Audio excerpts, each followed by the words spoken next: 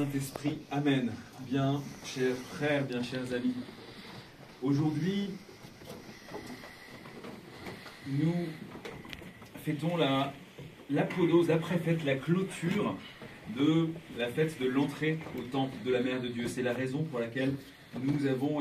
entendu deux évangiles, dont le second est l'évangile qui est lu pour les fêtes de la Mère de Dieu, alors même que, très bizarrement, il s'agit ici de Marie de Béthanie qui est mentionnée. Mais comme le disent les pères, l'humilité de la Mère de Dieu est extrêmement grande, et elle est tellement grande qu'elle a laissé le soin à la tradition plutôt qu'aux évangélistes de rapporter ce qu'elle a fait. Et c'est le cas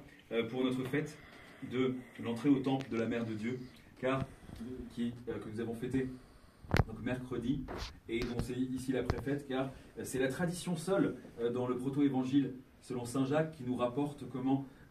Joachim et Anne, après avoir prié pour recevoir la bénédiction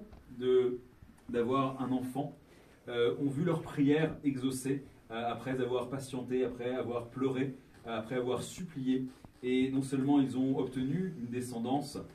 qui leur avait été jusqu'à présent refusée, tant et si bien qu'ils s'en désespéraient, mais ils ont justement engendré celle qui elle-même serait suffisamment pure pour que Dieu s'y incarnât. Toute l'histoire du monde s'explique par l'attente, certes du Messie, mais aussi de la Mère de Dieu. Il ne pouvait pas y avoir d'incarnation de Dieu sans un réceptacle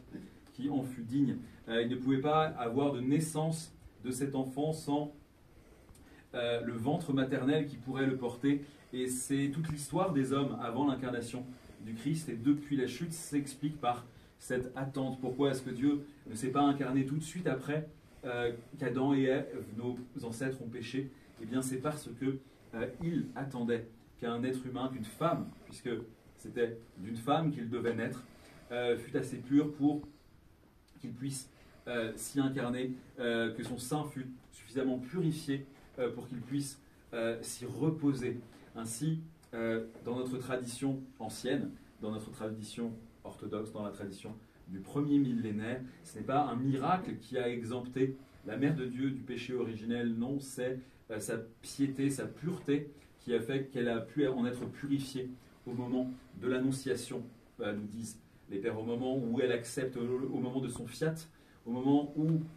elle accepte le plan qu'a Dieu pour elle, celui de faire en sorte qu'elle devienne la mère de l'Emmanuel, de Dieu avec nous, du Messie tant attendu. C'est ce moment-là que le péché originel en elle est purifié, sachant qu'elle a pu avoir la force et la grâce, malgré le fait qu'elle était née comme nous,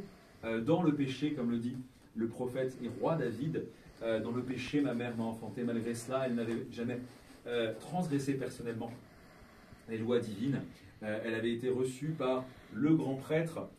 pour faire partie des jeunes filles qui aidaient au temple et notamment à la confection des vêtements liturgiques, à la broderie des voiles du temple. Et on nous dit même que lorsqu'elle est reçue à 3 ans dans le temple par le grand prêtre Zacharie, celui-ci,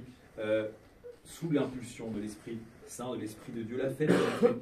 dans le Saint des Saints, car elle comprend que le Saint des Saints, qui va recevoir en son sein Dieu lui-même, qui s'incarnera pour nous, qui prendra notre nature afin de nous revêtir de la sienne, eh bien, c'est elle qui devient pour la nouvelle alliance le nouveau Saint des Saints. Dans le miracle qui nous est raconté dans l'évangile du jour, eh bien, nous voyons cette humanité qui, avant l'incarnation de Dieu, est pliée en deux, ne peut pas se relever, ne peut pas lever les yeux vers le ciel, qui est plongé dans l'animalité. C'est ainsi qu'interprète allégoriquement ce miracle de la guérison de cette femme qui était courbée, de cette femme qui était penchée. Le Seigneur nous dit que c'est le démon qui la tient captive, et évidemment, cette guérison a bien eu lieu et a bien suscité, parmi d'autres, l'ire et le courroux des pharisiens qui, par jalousie et aussi par incompréhension de l'esprit de la loi, ne voulaient pas que les guérisons du Christ ait lieu le jour du sabbat, comme s'il n'y avait pas, comme si ce n'était pas rendre gloire à Dieu que de guérir sa créature blessée. Donc bien sûr, cette guérison, disais-je, a bien eu lieu, c'est un miracle réel, mais un miracle réel qui nous parle aussi plus profondément de nous et de notre nature. C'est sans le Christ, nous ne pourrions pas regarder vers le ciel. Sans le Christ, nous sommes uniquement penchés vers la terre, c'est-à-dire tournés vers les préoccupations du monde. Combien de fois par jour pensons-nous vraiment à Dieu et à notre salut si on compare au nombre de fois par jour que nous allons penser, voire nous inquiéter, voire nous désespérer pour des choses futiles, pour des choses éphémères, pour des choses matérielles, pour des choses qui passent. Ainsi, notre âme, notre cœur devrait être rempli sans cesse du souvenir de Dieu plutôt que des préoccupations de la terre. Et ainsi, nous comme cette femme que le Christ a guérie, si nous laissons le Christ qui va venir en nous dans la communion guérir notre âme blessée de l'intérieur, eh bien nous pourrons nous aussi nous relever la tête, regarder vers le ciel, c'est-à-dire ne plus nous préoccuper que de notre Dieu Trinité, qui est l'amour même, pour ne plus nous préoccuper que de l'amour qui ne passe pas, l'amour qui ne nous trahit pas, l'amour qui nous emmènera avec lui pour toujours, nous transformera, nous sanctifiera, nous transfigurera intérieurement, pour que nous aussi nous soyons uniquement amour pour le Seigneur qui nous aime et qui nous a aimés en premier, par celui qui nous a tout donné, puisque sans lui nous ne sommes rien, nous étions du néant venus uniquement à la vie par son amour. Ainsi, en ce jour de clôture de la préfète de la présentation de la Vierge Marie au Temple, devons-nous nous souvenir de ce qu'est notre vocation de chrétien. Cette femme possédée, tourmentée par le diable, représente chacun d'entre nous qui, depuis notre naissance, avons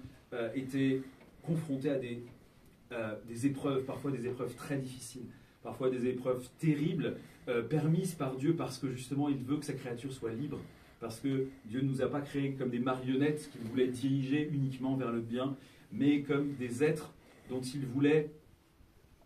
l'amour librement. Or, la liberté implique que nous nous détournions de lui. Et c'est ce qui s'est produit malheureusement depuis la chute de nos ancêtres, qui est aussi notre chute, puisque nous étions en eux, et leur péché est notre péché. Et finalement, ce destin de la femme guérie par le Christ, après 18 ans de captivité, eh bien, c'est l'homme créé, disent les pères, le 6e jour, qui, dans son corps, son âme et son esprit, était détourné de Dieu. Ainsi, 6 fois 3 font 18, c'est les 18 ans de captivité qui sont de l'humanité entière, détournée de Dieu dans son corps, son âme et son esprit, qui sont ainsi symbolisés par ce chiffre de 18. Et on voit bien que finalement, cette guérison que le Christ fait de cette femme qui nous représente, de cette femme qui est nous, eh bien, c'est quelque chose qui va susciter